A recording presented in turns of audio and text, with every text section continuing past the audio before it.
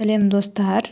Мы сегодня изучим самую важную тему в казахском языке – личные окончания. С помощью этого окончания вы сможете рассказать о себе и поговорить о других на казахском языке. В этом видео вы научитесь отвечать на вопросы «Кто вы?», «Откуда?», «Какой вы человек?», «Сколько вам лет?», «Где вы находитесь?» и спросить про других. Кеттік, поехали! Сперва давайте вспомним личные местоимения.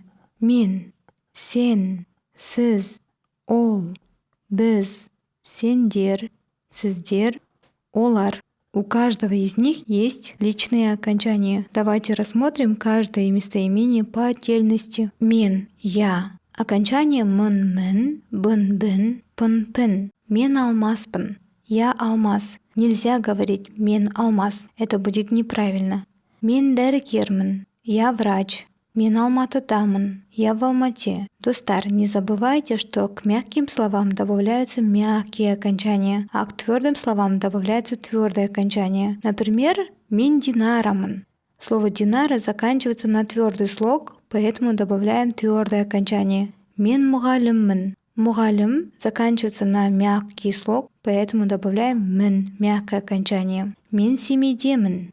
Я в семье. А теперь объясню, как добавлять окончание мын, пын, пын. Смотрите, пын добавляется, если слово заканчивается на глухие согласные. Мен қанатпын, мен студентпін. Бын добавляется, если слово заканчивается на зж. Мен жұлдызбын, мен сіздің көршіңізбін. Мын во всех остальных случаях. Мен адаммын, мен әселмін. Достар, у меня на канале есть видео, как правильно добавлять окончания. Можете посмотреть, ссылка будет в описании. Давайте сейчас научимся задавать вопрос и отвечать на них. Сейчас речь идет о первом лице, мен, то есть говорим о себе. Обратите внимание на окончание. Сіз кімсіз? Кто вы? Мен жансаямын. Я жансая. Қай жақтансыз? Откуда вы? Мен семейденмін. Я из семейі. Сіз қандай адамсыз? Какой вы человек? Мен мейірімдімін. Я добрая. Сіз неше жастасыз? Сколько вам лет? Мен 28-демін. Мне 28 лет. Қазір қайдасыз? Где вы сейчас? Қазір үйдемін. Сейчас я дома. Для того, чтобы сделать отрицание, вам нужно слово емес и окончание первого лица. Емеспін. Давайте рассмотрим это слово на примере вопроса и ответа. Сіз аружансыз ба? Вы аружан? Аружан емеспін. Я не аружан. Как вы заметили, вам не обязательно говорить местоимение, а достаточно добавить окончание. Сіз алматыдансыз ба? Вы из Алматы? Мен Алматыдан емеспін. Я не из Алматы. Сіз мақтаншақсыз ба? Вы хвастливый? Мақтаншақ емеспін. Я не хвастун. Сіз 45-тесіз бе? Вам 45 лет? Мен 45-те емеспін. Мне не 45 лет. Қазір жұмыстасыз ба? Вы сейчас на работе? Қазір жұмыста емеспін. Үйдемін. Сейчас я не на работе, а дома. Тут, как вы заметили, все вопросы были уточняющие и использовали вопросительные частицы. Маме, бабе, папе. Давайте сейчас, используя эти вопросительные частицы, спросим информацию про себя. Мен айданамын ба? Я айдана? Мен айдана емеспін.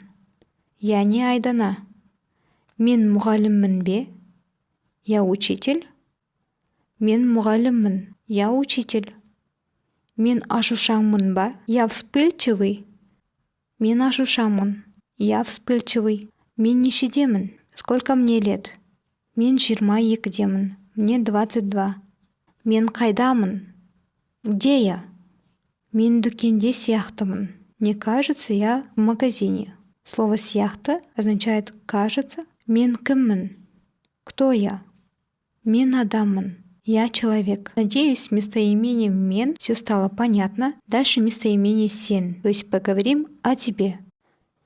Сен, ты. Окончание «сын».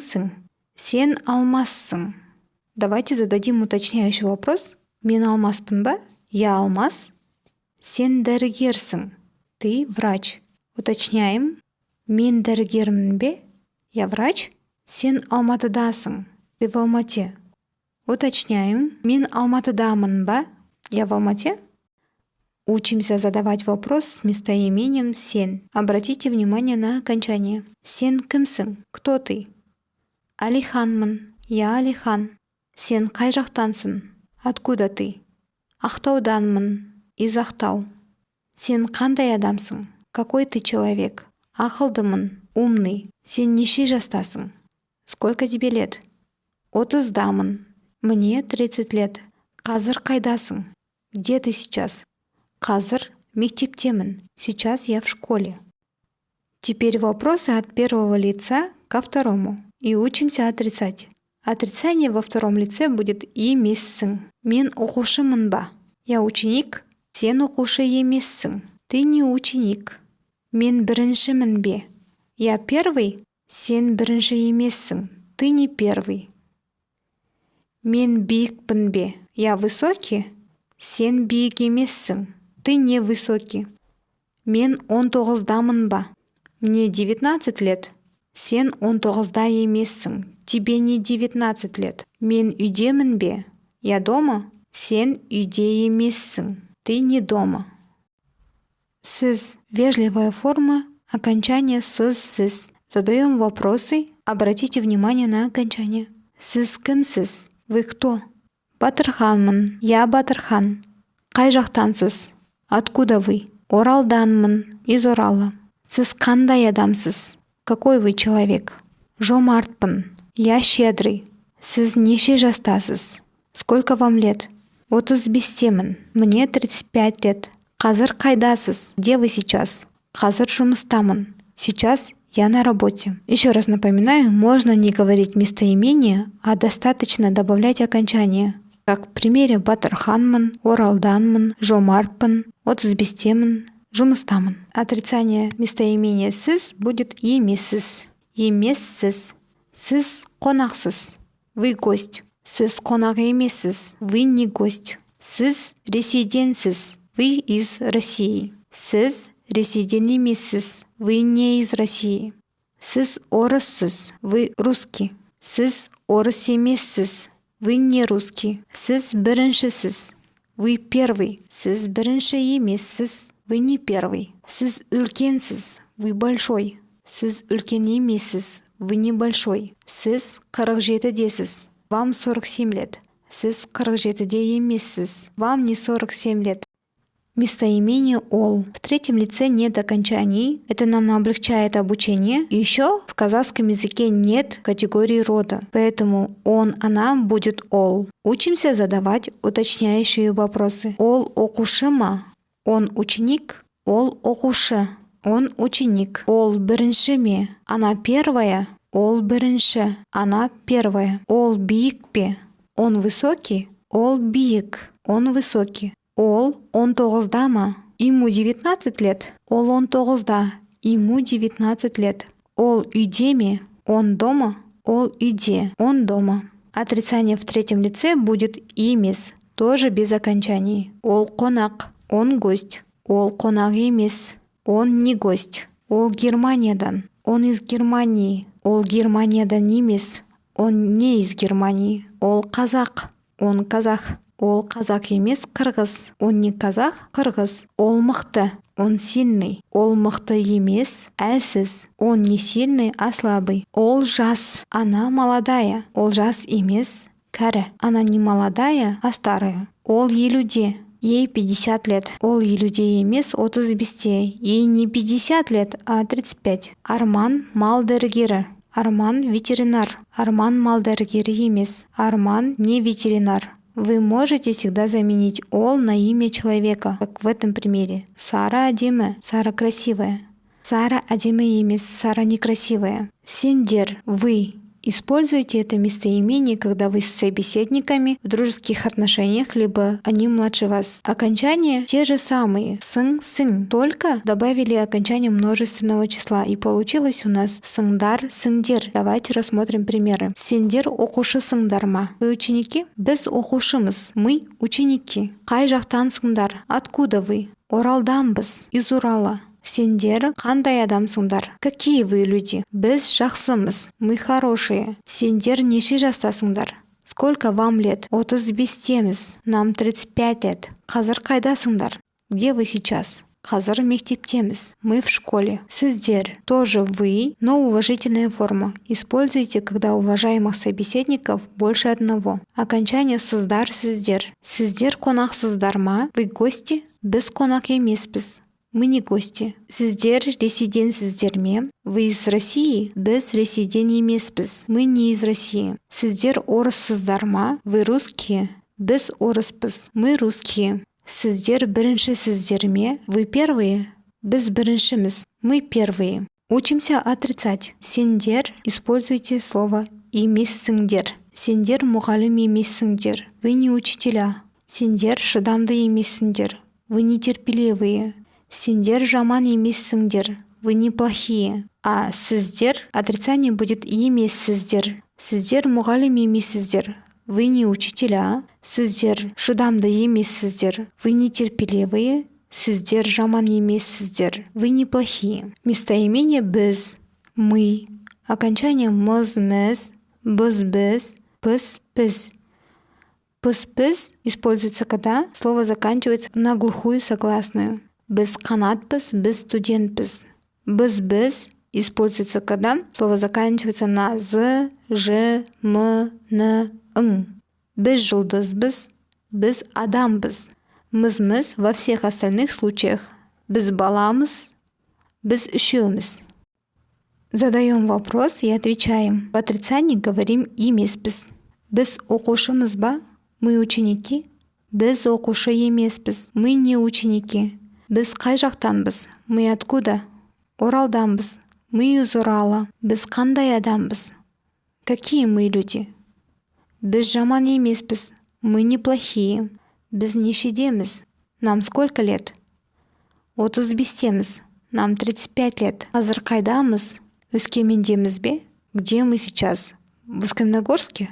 Өскеменде емеспіз. Қарағандыдамыз. Мы не в Усть-Каменогорске, Қарағанде. Олар, они. Тут у нас нет окончаний. И в отрицательной форме тоже нет окончаний. Отрицание будет емес. Олар қонақ па? Они гости. Олар қонақ емес. Они не гости.